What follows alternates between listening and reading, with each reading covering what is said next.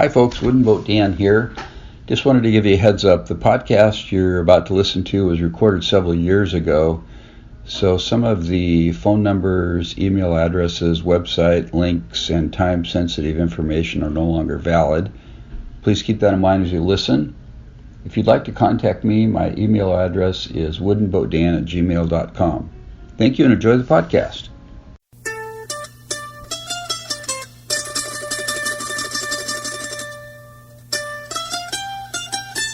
Welcome to Hooked on Wooden Boats weekly podcast episode number 22. I am your host Dan Matson, and this is the world's first podcast fully dedicated to celebrating the art, craft, history, and tradition of wooden boats. Great to have you today, folks. Just a couple days after Valentine's Day. Happy Valentine's Day. Hope you got your share of chocolate. I know I did. I was actually doing an interview on Valentine's Day.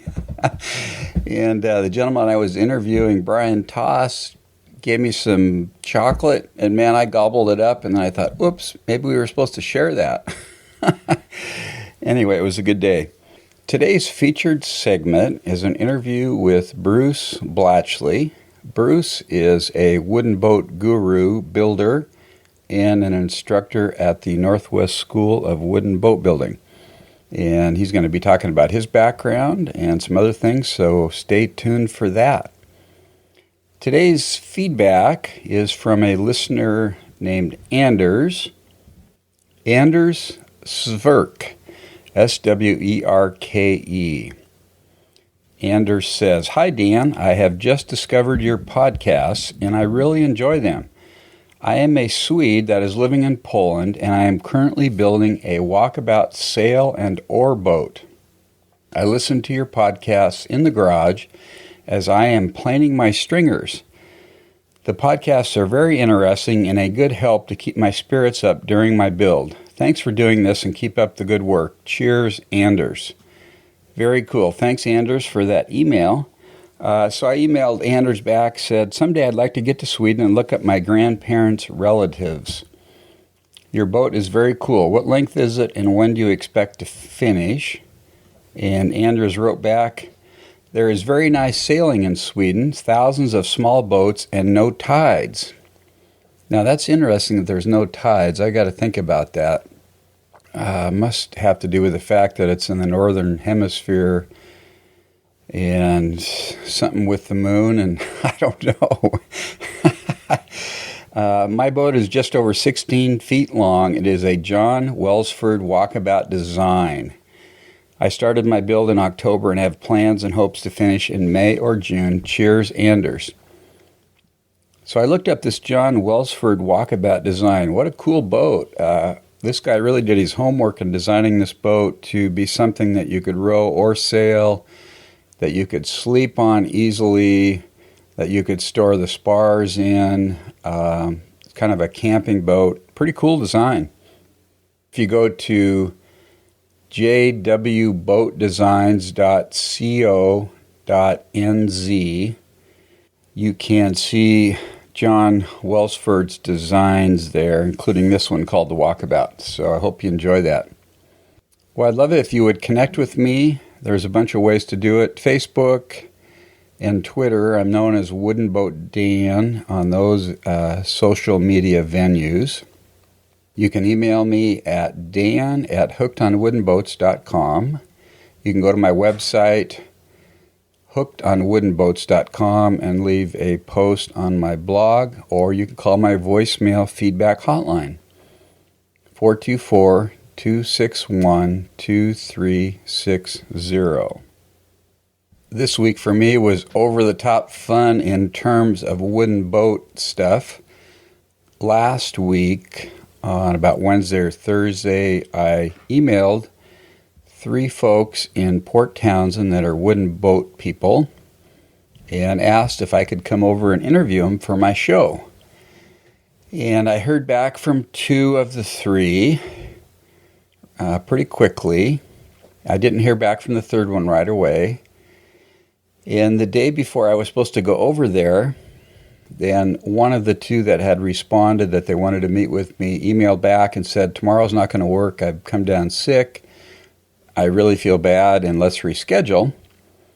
So now I'm down to one interview, and I drive to Port Townsend, which involves about a 65-mile drive, and then a 30-minute ferry ride, and then drive in a few minutes to the location. So it's kind of an all-day affair for me to do it, so I like to have at least 2 interviews.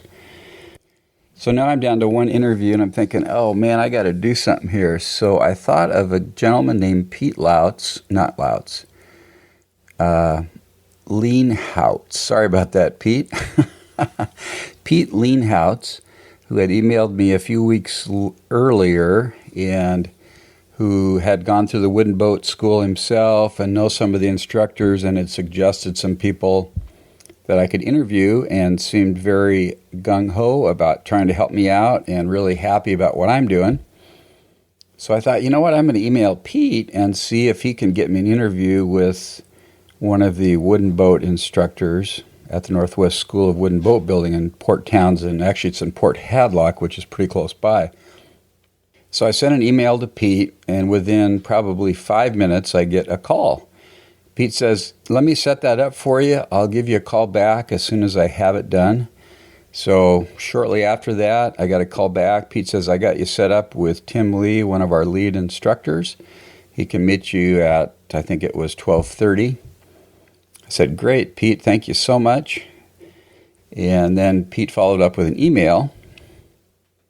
And then shortly after that, one of my other folks canceled, and so I emailed Pete again, and Pete set me up with another instructor. And anyway, make a long story short, I did 4 interviews that day, which was really a blast. And Pete set up 2 of them for me at the Northwest School of Wooden Boat Building. And Pete took me to lunch too, so I got to know Pete, and it was really a lot of fun. So thanks, Pete, for doing that. I really appreciate it. And I know really Pete appreciates what I'm doing and promoting the school and promoting wooden boats. He's a wooden boat builder himself. So that was pretty cool. So that was an exciting day on Tuesday, Valentine's Day. I was gone about 12 hours doing that, but loved every minute of it. I also had the privilege to meet Antonio, and I can't remember his last name, but Antonio built these wooden spars for the schooner Rebecca, which there's a book written about it. I believe it's called Wooden Boat. It was a boat that was a schooner that was built at the Gannon and Benjamin Marine Railway on Martha's Vineyard. So I got to talk to Antonio a little bit and get his information for a future podcast. So it was a really fun day. Really had a blast. We are now going to move on to the interview with Bruce Blatchley. Bruce is an instructor at the Northwest School of Wooden Boat Building. I think you're really going to enjoy the interview, so take it away, Bruce. Hi, folks. I just wanted to quickly interject here that this recording is done in a large wood shop, and there is some background noise, and there are some machines going on and off, so I apologize for that, but I think you can still hear the interview pretty well. I've done a little bit of editing, but there are some sections that I just couldn't do anything about, so just wanted to let you know. Hope you enjoy it. Thanks. Bye. It is February 14th, and I am at the Northwest School of Wooden Boat Building with Bruce Blatchley. Bruce is one of the instructors here. Welcome to the show, Bruce. Thank you. Did I get your last name right? Oh, you did, yeah. Okay, good. Yeah. I was a little concerned about that. I've been practicing, though, so I'd say it right. So, Bruce, where are you from? Well, I grew up on the East Coast and came to the West Coast with the Navy in the early 80s. And kind of moved around a bit after that up to Alaska and came down to Bellingham, Washington, doing mountain guiding stuff, and eventually got into house carpentry. And this is sort of a long-winded way of telling you how I got to the boat school, which is where the whole boat building thing began for me. Yeah, so how did you get here? Well, house framing, as it turns out, is a little It's not like framing a boat. It's painful. And, I'd had about enough pain and injury and decided it was time for a life change, and I was just getting into boats at that time. and most of them were fiberglass. But needed to learn a new skill and take my life in a new direction, and the boat school was right across the water from Bellingham, so it's kind of a no-brainer to come here rather than go to Maine. And it took off in earnest from there, because after 6 months at the school, I went to work in boat yards around the area, Port Townsend and Bellingham specifically. And one thing led to another, and the previous director of the school called my home one fateful night, and asked if I could fill in for a bit as an instructor while they looked for an instructor. Oh, yeah. And that was back when we were up at Auto Street. And about the second day after I'd been there, I started lobbying my students to tell the staff how great a job I was doing so they'd keep me on. And I knew it was a long shot because they were looking for somebody that had a lot more experience and preferably teaching experience and all that. Yeah. But as it turns out, they did. They let me stay and teach that 9-month course then, back in 99, 2000. And from there, I went back to work in boat yards to make some money so I could afford to come back and teach. But things have evolved a lot. Here we are with a 12-month program, accredited, a degree program with a lot more going on than we experienced back in the late 90s. And this program here, the Contemporary Wooden Boat Program, is really, I think, the cornerstone, at least in my mind, to the program being, I like to say we've drugged the boat school into the 21st century finally. Mm-hmm. And specifically with this project we're looking at today, just, an amazing departure from a decade ago, what the school was doing. Yeah. So let me back up just a little bit. So how did you originally get into boating, and when did you really get attracted to wooden boats? Well, the earliest boating for me was canoeing on the river that I grew up on in Delaware. And by that time, my dad had sold the wooden rock pocket that he had as a sailboat. So I had a canoe that I spent a lot of time in as a kid, learning how to paddle and really using that as a vehicle for escape. And that's where it all began. And then, there was a long hiatus. Because all the time in the Navy and in college and all that, I didn't think one bit about boating per se. A lot of rock climbing and mountaineering. Okay. And then, so the boat thing didn't come full circle until about a year before coming to the school. I see. Yeah. At that point, you decided you wanted to take it more seriously and learn the trade and work in the trade. Is that what you were thinking? Oh, at the absolutely. time? Absolutely, yeah. And at that time also was really invested in sailing and voyaging, or so I thought. Mm-hmm. As it turns out, those two things are not nearly as important to me as the building and construction of the boats. Yeah. So do you have a personal boat, a wooden boat now yourself? That cat's paw dinghy hanging up right there. Okay. That's it. Very yeah. Cool. And Pete says it should have a for sale sign on it because it is actively. Oh, it is?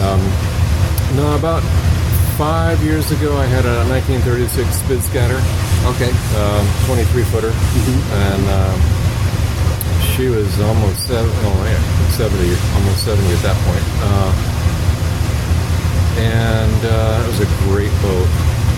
But as life took turns here and there, I was spending less time on her, and she needed to go to somebody who would really lavish her with, time and money. Yeah. So, right.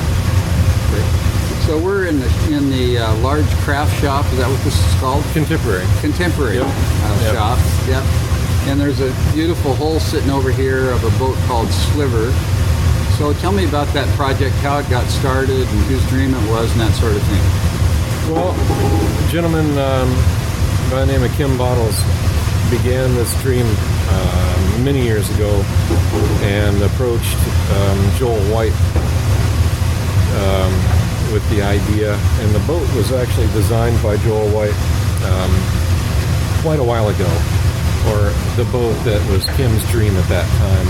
And then things evolved for him, and he had a series of boats, racing and cruising boats, and I think the idea might have been shelved for a bit, but it definitely came back around because he decided to start fresh with a design with the same principles, but with a new designer, Bob Perry, and he knew exactly what he wanted, and it was a big day sailor that could be easily single-handed, and just as Kim puts it, for the pure joy of sailing. And I think this is going to do it. It's going to be easy to handle this boat, and it should be really spirited, I think. It's going to be pretty fast. Give us some of the gory details about the construction and the design and stuff. Well, Bob designed a double-ended, long waterline, narrow beam sailboat, sloop rig boat that has a wood core sheathed in 32-ounce triaxial fiberglass cloth on the inside and out. One of the design parameters for Kim was that it be a wood boat, and that the hull core is going to be about the only wood in the boat, but it comes in as a wood hull. So we started out with inch-thick red cedar strips, and just like you do a canoe at home, strip-built canoe, we built the Sliver hull upside down over molds, and edge-glued every one of the inch by inch and a half strips, and had a well-deserved whiskey plank at the end of that.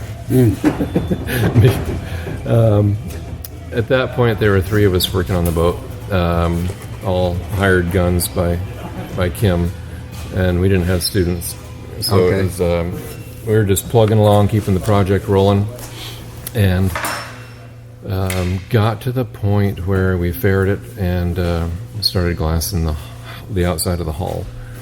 And as I mentioned before, it's pretty heavy triaxial cloth, engineered to keep the boat together and be strong for a long time.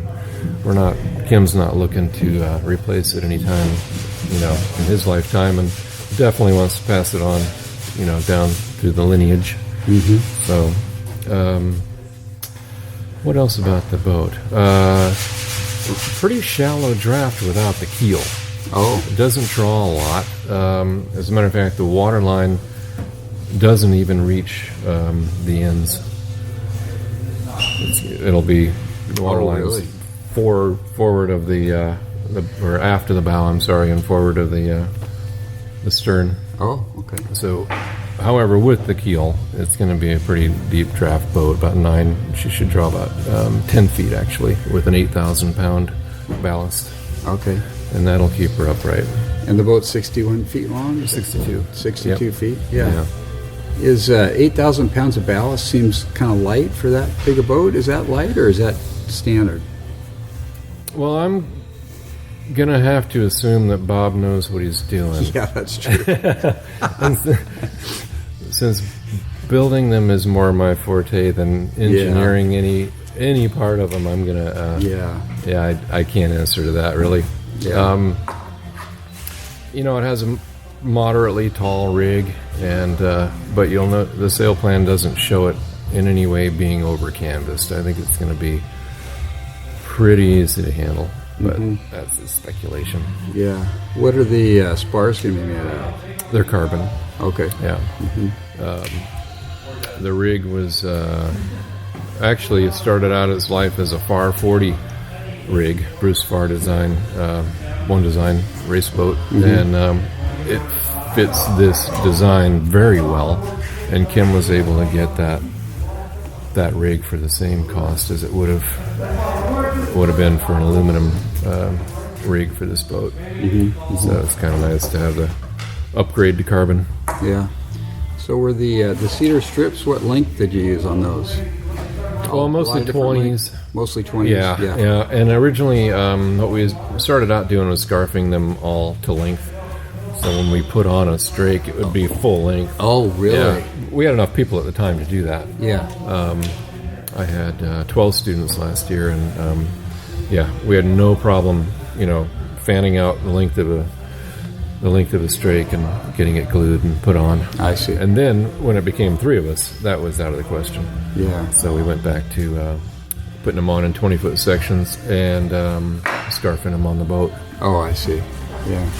Is it a cove and bead joinery? It started out that way, and from my previous experience, I thought that would just be the cat's meow and it would work out great, but it didn't really in terms of fairing between the molds.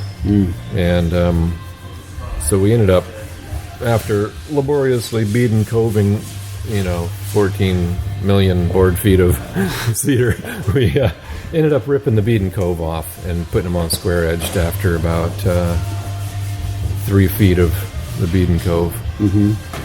Yeah, and that worked out great. Okay. We were able to fair in between the molds, and we edge nailed with plastic nails to hold the planks in place while the epoxy cured. Plastic nails? Yeah, they're really cool. Square chisel point nail.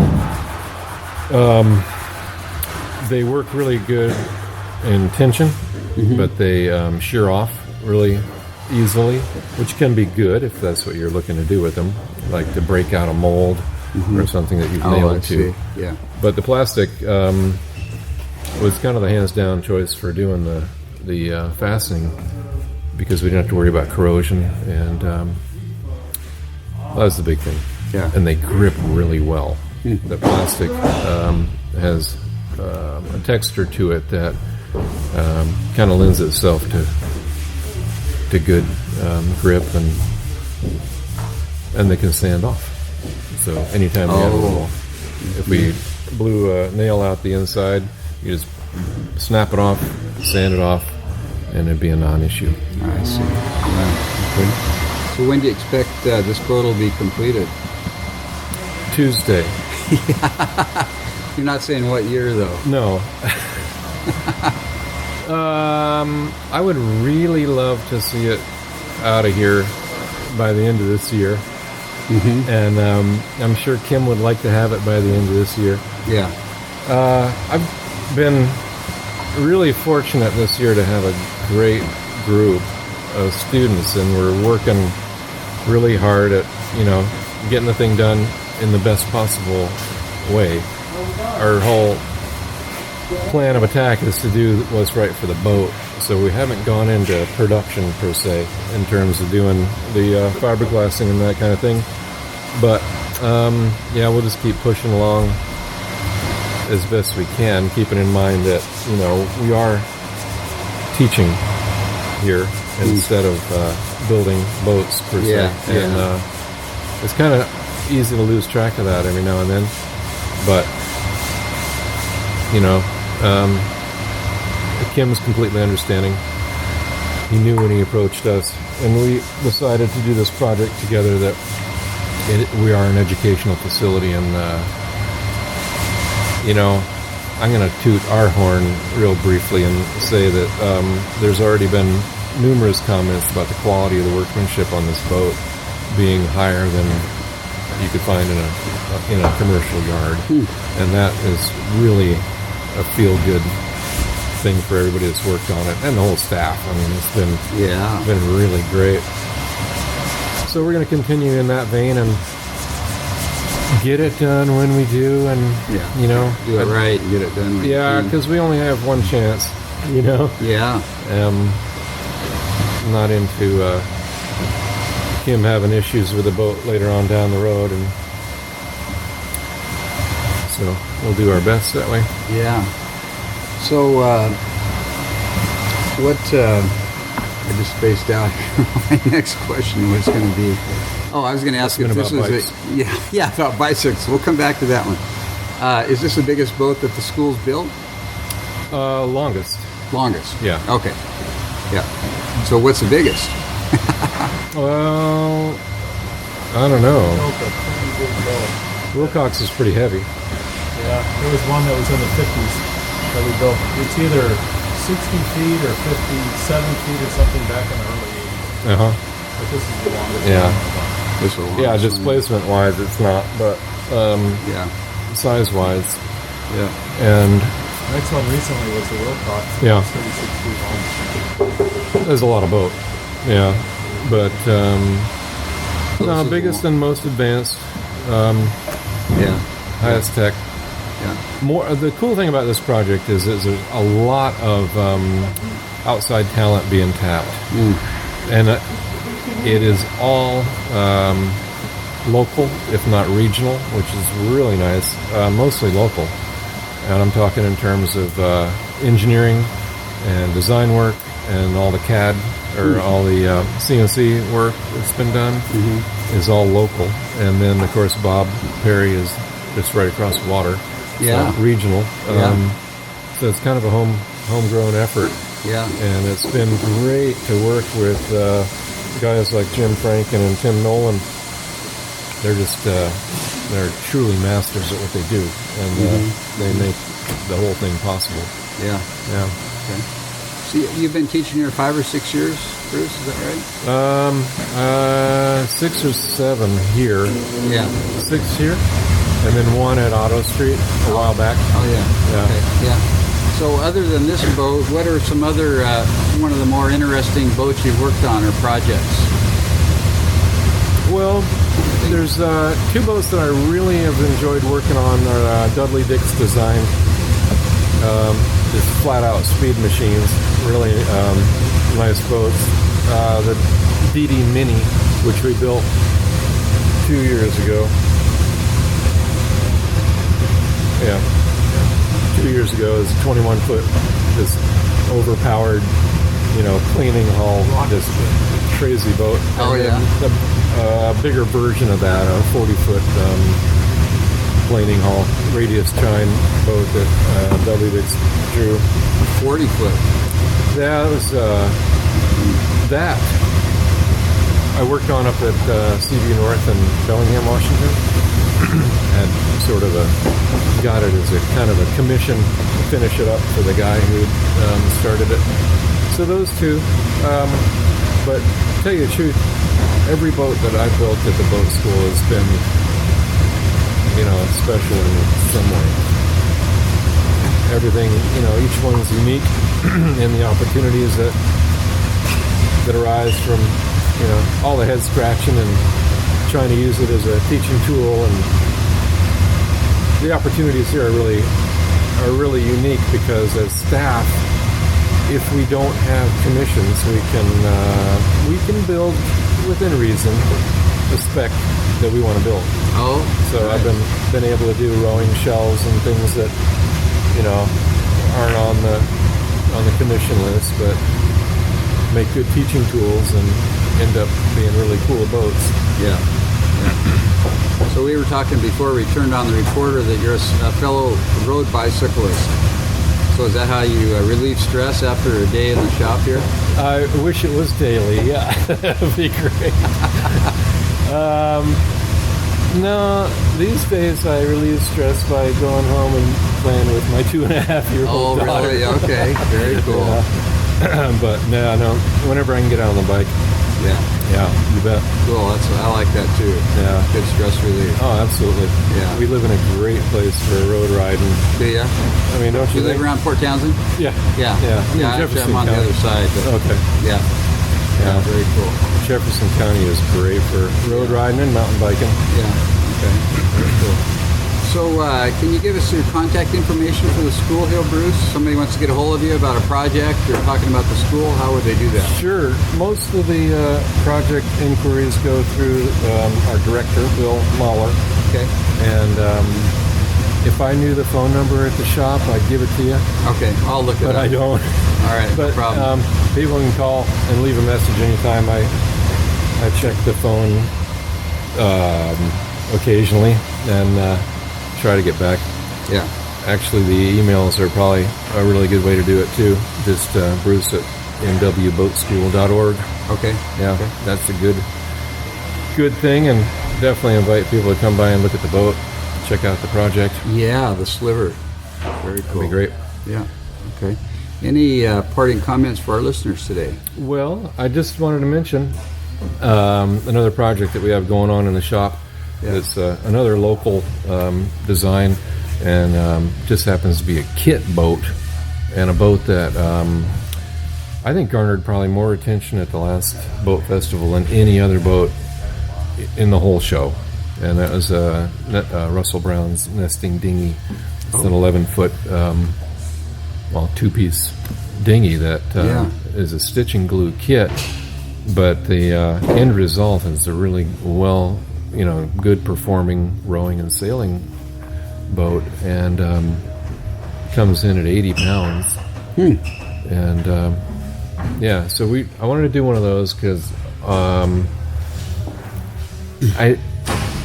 the lightweight, all the technical aspects of putting that boat together really were a good complement to this Sliver project.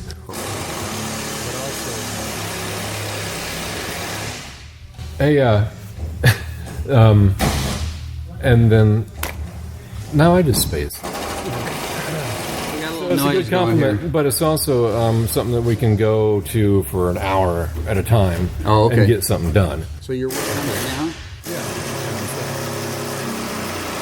Up in the loft there. What? Oh, okay. Yeah. Okay. Yeah, and that's a kit. Who makes the kit? Russell Brown. It's PT Watercraft. Oh, PT. That's a local outfit here. Fort Townsend So Watercraft. he's got a couple of different kits. Yeah. A Kumi PT plywood skiff. kit? Or? It's a Kumi plywood, yeah.